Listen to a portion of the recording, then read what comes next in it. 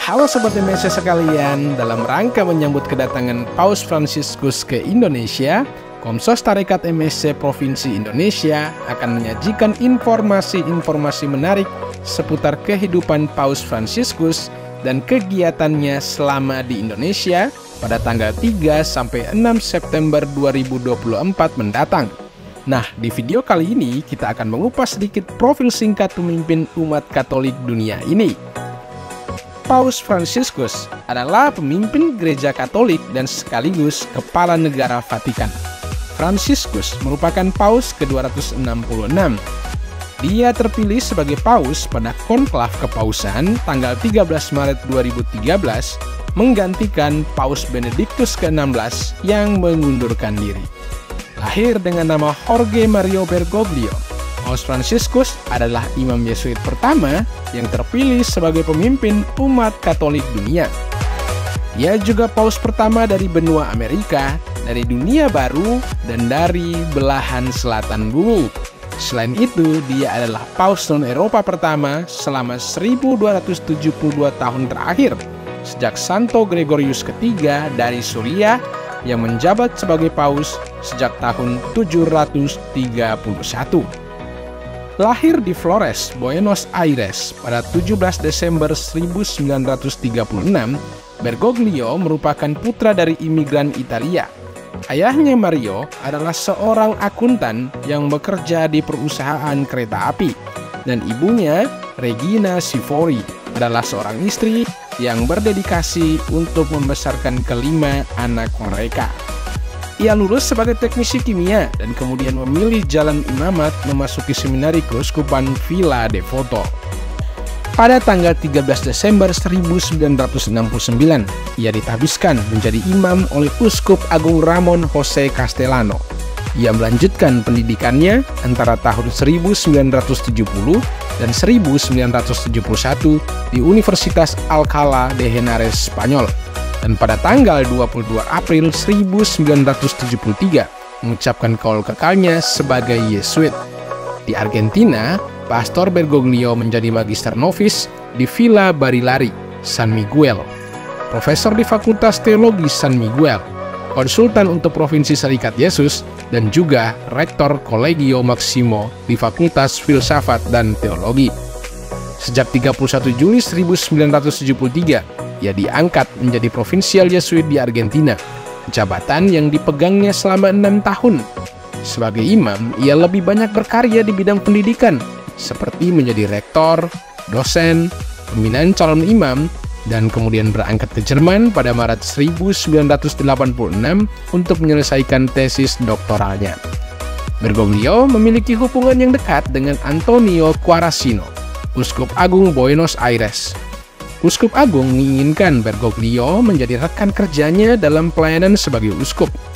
Oleh karena itu, pada 20 Mei 1992, Paus Yohanes Paulus II mengangkatnya menjadi Uskup Auca dan pembantu Buenos Aires.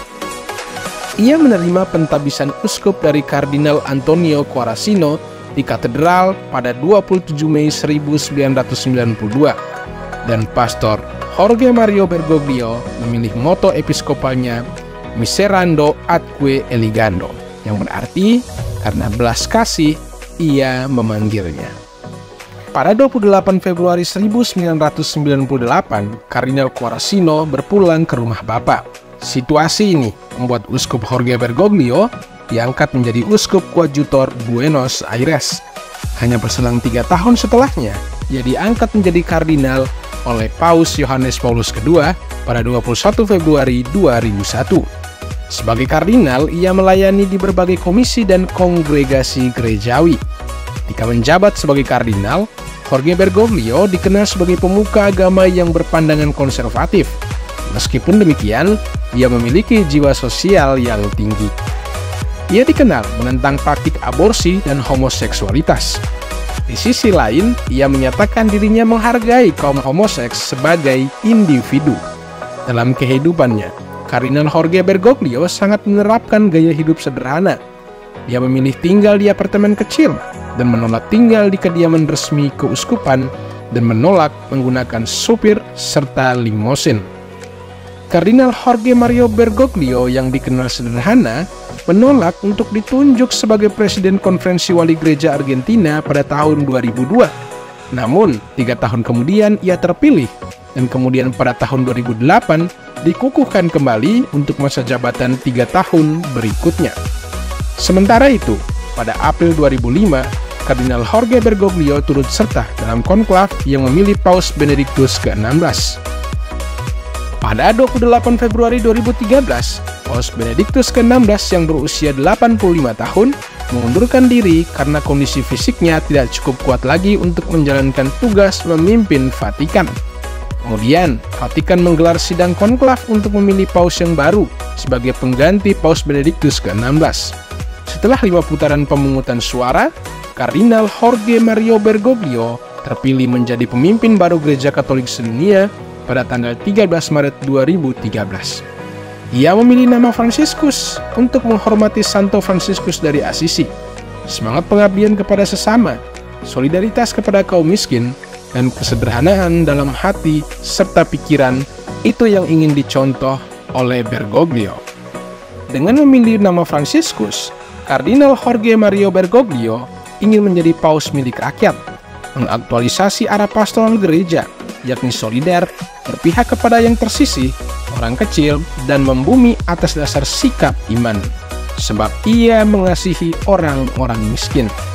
Sebagai paus, ia telah melakukan perjalanan pastoral ke banyak negara, dan setelah penantian yang panjang, Indonesia akan menjadi salah satu negara yang akan dikunjungi oleh Bapa Suci.